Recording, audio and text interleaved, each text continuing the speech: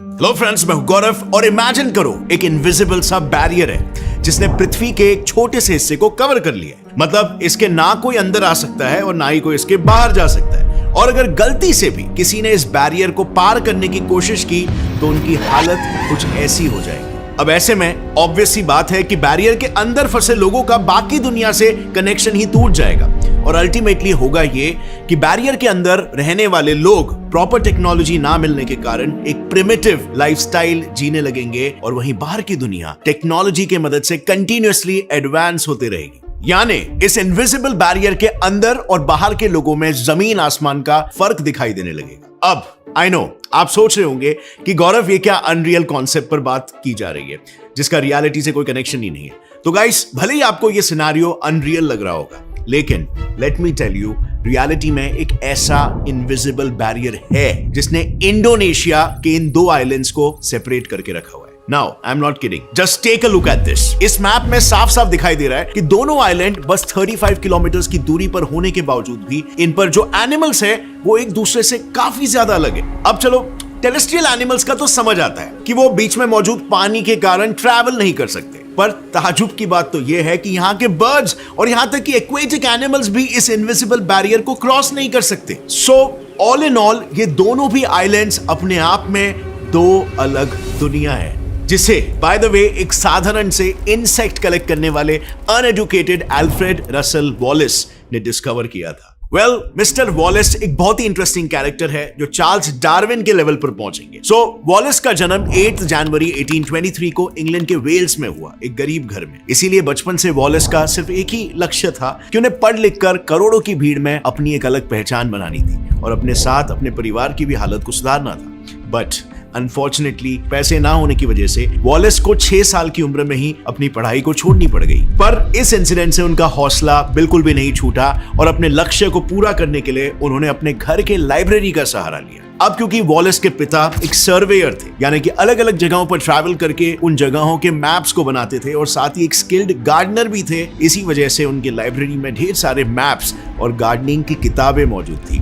और इन्हीं किताबों ने वॉलिस को नेचर और बायोलॉजी को देखने का एक अलग ही नजरिया दे दिया, एक अलग पर्सपेक्टिव। इस वजह से वॉलिस नेचुरल हिस्ट्री और प्रकृति की तमाम चीजें कैसे इवॉल्व होती है इसमें रुचि लेने लगे। लेकिन फिर एक बार फाइनेंशियल कंडीशन बद से बदतर होने की वजह से उन्हें अपनी इन रुचियों को नजरअंदाज करना पड़ गया। यहाँ तक कि उन्हें अपना मन मार के अपने भाई और पिताजी के लैंड सर्वेइंग बिजनेस में शामिल होने का फैसला लेना पड़ा। पर उनको ये नहीं पता था कि उनका यही फैसला उन्हें एक इनविजिबल बैरियर खोजने में मदद करने वाला था। अब जैसे ही उनकी हालत सुधरते हुए दिखाई दे रही थी, अचानक से वॉलिस के भाई का देहांत हो जाता है और उनका बना बनाया फैमिली बिजनेस ठप पड़ जाता है। इस मुसीबत की घड़ी में उनकी मुलाकात हुई हेनरी वॉल्टर बेट्स से। बेसिकली बेट्स एक एंटोमोलॉजिस्ट थे, आसान भाषा में कहूं तो कीड़े मकोड़े के एक्सपर्ट। इस मुलाकात में उन्होंने वॉलिस को अपने इस कला से परिचित कराया, जिसके बाद दोनों ने उनके इस जॉब को एक फुल टाइम बिजनेस में तब्दील करने का प्लान बनाया। उन्होंने देखा कि उस वक्त विक्टोरियन सोसाइटी में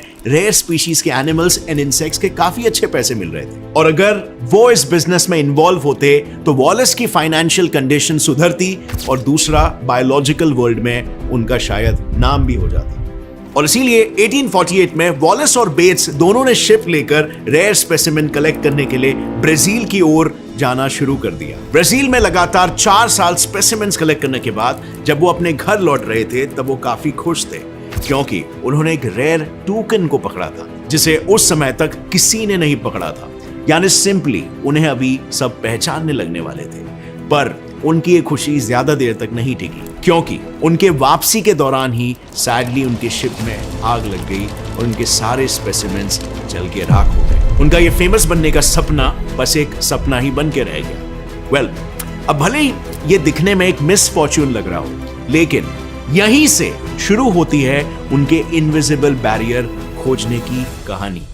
हुआ यूं कि इस हादसे के बाद वो एक प्रॉपर प्लानिंग के साथ 18 अप्रैल 1954 को इंग्लैंड से अपने दूसरे एक्सपेडिशन इंडोनेशियन आइलैंड्स मलाय आर्किपेलागो की ओर निकल पड़ी। इस एक्सपेडिशन में उनका फर्स्ट स्टॉप था सिंगापुर, जहां से वो आगे इंडोनेशिया के एक छोटे से आइलैंड सुलावेसी पर जाने वाले थे। पर उनकी सुलावेसी की शिप छूट गई और उन्हें नजदीकी बाली आइलैंड पर जाना पड़ गया। बाली पहुंचते ही उन्हें वो जगह इंटरेस्टिंग लगी और उन्होंने वहां पर अपना सर्वेइंग और स्पेसिमेन कलेक्शन का काम शुरू कर दिया। उन्होंने वहां मौजूद प्लांट्स और एनिमल्स को डिटेल में स्टडी किया और उनकी वैरायटी इन स्पीशीज और डाइवर्सिटी को नोट किया। तब उन्हें मेजरली जो एनिमल्स के स्पीशीज दिखे वो थे टाइगर्स, राइनोस, एलिफेंट्स जैसे एनिमल्स और बैरेट्स, वुडपेकर्स जैसे पेकिंग बर्ड्स। फिर कुछ महीनों तक रेयर स्पेसिमेंस कलेक्ट करने के बाद वो अपनी जर्नी कंटिन्यू करते हुए बाली से बस 35 किलोमीटर दूर लोम्बोक आइलैंड पर चले गए एंड ही वाज शॉक्ड। उन्हें लगा कि वो किसी पोर्टल के थ्रू बाली से हजारों किलोमीटर दूर आ गए हो, क्योंकि भले ही ज्योग्राफी के मुताबिक यह आइलैंड बस 35 किलोमीटर ही दूर था, लेकिन इन पर पाए जाने वाले जानवरों में जमीन आसमान का फर्क था। इस नए आइलैंड पर बाली में मिलने वाले जानवरों का नामो निशान तक नहीं था। इंस्टेड उन्हें यहाँ पर monitor lizards, kangaroos, koalas, platypus ऐसे जानवर और बर्ड्स ऑफ पैराडाइज जैसे कलरफुल बर्ड स्पीशीज दिखाई दिए। देखो, टेरेस्ट्रियल एनिमल्स में वैरायटी होना कुछ हद तक लॉजिकल साउंड करता है, क्योंकि बाली और लोम्बोक दोनों ही आइलैंड्स हैं, पर बर्ड स्पीशीज में दिख रही डाइवर्सिटी का उनके पास कोई लॉजिकल एक्सप्लेनेशन नहीं था। उन्हें लगने लग गया कि जैसे कोई इनविजिबल, लिमिटलेस, स्पिरिचुअल एनर्जी की ये लाइन है जो पूरी ताकत से दोनों आइलैंड्स के ऑर्गेनिजम्स को क्रॉसओवर करने से रोक रही है। इस इनविजिबल एनर्जी की लाइन को फिर उन्होंने नाम दिया द वॉलेस लाइन। लेकिन अनफॉर्चुनेटली अपनी इस नई खोज को दुनिया के सामने लाने से पहले ही वो मलेरिया से इन्फेक्ट हो गए, और यही मलेरिया एक्चुअल में उनके लिए एक ब्लेसिंग इन डिस्गाइज रहा। मलेरिया के कारण बेड रिडन वॉलेस के पास उनकी वॉलेस लाइन के बारे में सोचने के लिए काफी फ्री टाइम था, जिसका फायदा उठाते हुए उन्होंने बिना किसी हाईटेक इक्विपमेंट के जरिए एक ऐसी हाइपोथेसिस बनाई जो ऑलमोस्ट वॉलेस लाइन को अच्छे से एक्सप्लेन कर सके। सो उनके अनुसार एक imaginary line which is nothing but biogeographical boundary के फॉर्मेशन का रीजन है पृथ्वी का जियोग्राफिकल एवोल्यूशन। सिंपल शब्दों में, पृथ्वी के पास्ट में हुए कुछ जियोलॉजिकल इवेंट्स की वजह से आज हमें ये बाउंड्री नजर आ रही है। एंड इस मोमेंट पर उन्हें क्लिक हुआ कि बाली में मिलने वाले सारे animals like tigers, rhinos, elephants सभी एशिया में पाए जाते हैं, और वहीं पर लोम्बोक में पाए जाने वाले जानवर like monitor lizards, kangaroos, koalas, platypus ये सभी ऑस्ट्रेलिया में पाए जाते हैं। इस लाइन ऑफ रीजनिंग पर उन्होंने अपनी एक थियरी बनाई, जिसमें उन्होंने बताया बाली 360 मिलियन ईयर्स पहले हुए आइस एज के समय एशिया से कनेक्टेड था और लोम्बोक आइलैंड ऑस्ट्रेलिया से, और इसीलिए एशिया के एनिमल्स बाली तक और ऑस्ट्रेलिया के एनिमल्स लोम्बोक तक आसानी से ट्रैवल कर सकते थे। लेकिन आइस एज के खत्म होते ही इनके बीच के लो लाइंग एरियाज में पानी भरना शुरू हो गया और एनिमल्स वहीं उन आइलैंड्स पर फंसे रह गए।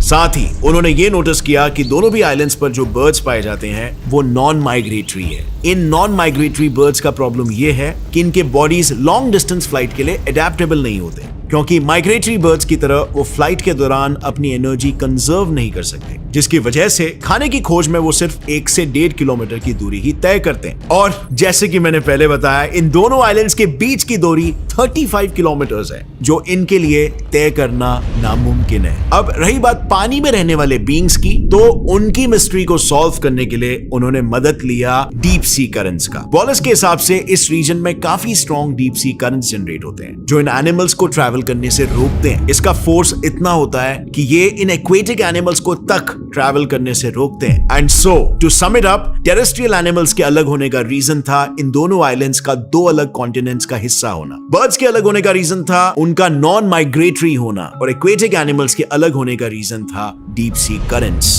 अब फ्रेंड्स, देखा जाए तो उनका ये एक्सप्लेनेशन काफी लॉजिकल था, लेकिन कोई साइंटिफिक बैकिंग ना होने की वजह से उनके इस वॉलेस लाइन को साइंटिफिक कम्युनिटी ने मानने से इनकार कर दिया। नतीजा, इसके बाद उनके साथ जो हुआ वो मेरे लिए भी डाइजेस्ट कर पाना काफी मुश्किल था।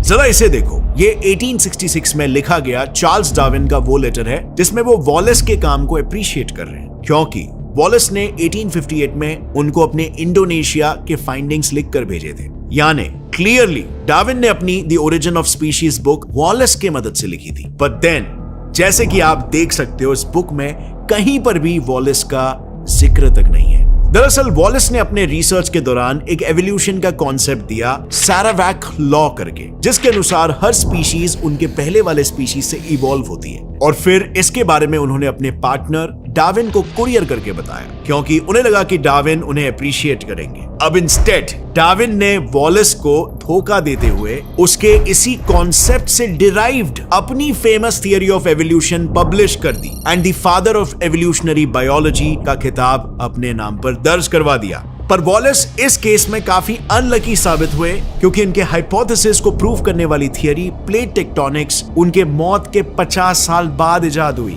सो आज हम बिलीव करते हैं कि प्लेट्स टेक्टोनिक एक्टिविटीज की वजह से मूव करते हैं, लेकिन उस समय में कोई ये बिलीव नहीं करता था। प्लेट टेक्टोनिक्स का मतलब आसान भाषा में अर्थ के लेयर्स का मोशन है, जो अर्थ के फॉर्मेशन के वक्त से चला आ रहा है। अब वॉलेस के चल बसने के बाद जब ये थियरी इंट्रोड्यूस हुई थी, वॉलेस का सबसे पहला हाइपोथेसिस कि बाली एशिया से कनेक्टेड था और लोम्बॉक ऑस्ट्रेलिया से, ये सच साबित हो गया, क्योंकि जब साइंटिस्टों ने टेक्टोनिक प्लेट्स की एक्टिविटी पर एक मॉडल बनाया, उसमें ये साफ साफ दिखाई दे रहा था कि बाली और लोम्बॉक आइस एज के बाद ही अलग हुए हैं, जो तेज डीप सी कन्वेक्शन करंट को पैदा करता है, जिसकी वजह से पानी भी क्रस्ट के अंदर पड़े लावा तक पहुंच जाता है। अब जब ये पानी भाप बनकर तेजी से ऊपर आता है, तो वो क्रस्ट को पुश करके लावा के बाहर निकलने की जगह बनाता है। और अब जब हॉट लावा पानी के कांटेक्ट में आता है, डीप सी का गर्म पानी ऊपरी सतह के ठंडे पानी के साथ जबरदस्त डीप सी कन्वेक्शन बनाता है। इससे दोनों तरफ के पानी के बीच में एक टेम्परेचर की वॉल बन जाती है, जो एक्वेटिक एनिमल्स के ट्रैवल में बाधा डालती है।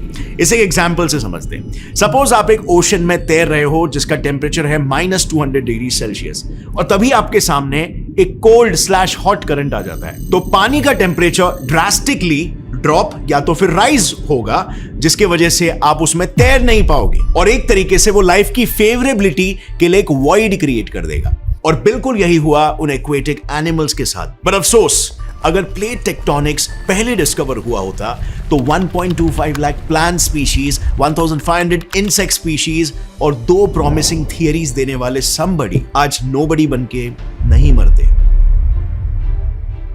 एंड फ्रेंड्स, आई थिंक ये सही में एक बहुत ही बड़ा डिसएडवांटेज है साइंटिस्टों के लिए, बिकॉज कई बार उनकी डिस्कवरीज उस समय के हिसाब से इतनी ग्राउंड ब्रेकिंग होती है कि उसका क्रेडिट उन्हें उस समय नहीं मिलता। इनफैक्ट कोई भी समर्थन नहीं देता उस थियरी का, कोई उस पर बिलीव नहीं करता। बट कुछ सालों बाद ये प्रूव हो जाता है कि उन्होंने जो इतने सालों पहले कहा था वो एक्चुअली सही है। बट टू बैड, वो साइंटिस्ट तब तक जिंदा नहीं रहते और उन्हें कभी रिवॉर्ड नहीं मिल पाता उनके इस इतने इंपॉर्टेंट डिस्कवरी का। ऐसा ही सेम किस्सा हुआ Nobel prize deserving Indian scientist doctor Narendra Singh Kapany के साथ भी, जिनका नोबेल प्राइज उनसे छीनकर चाइना के साइंटिस्ट को दे दिया गया, जिसके बारे में मैंने इस वीडियो में डिटेल में बताया है। बेसिकली आज जो आप इंटरनेट यूज कर रहे हो, मिस्टर कपानी को इसका क्रेडिट मिलना चाहिए। So check out this video to know the entire story.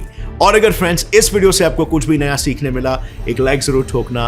Gate set fly science channel को सब्सक्राइब कर लो कि ये चैनल आपकी क्यूरियोसिटी को बढ़ाएगा और उसे सेटिस्फाई भी करेगा। See you next time. As always, stay curious, keep learning and keep growing. जय हिंद।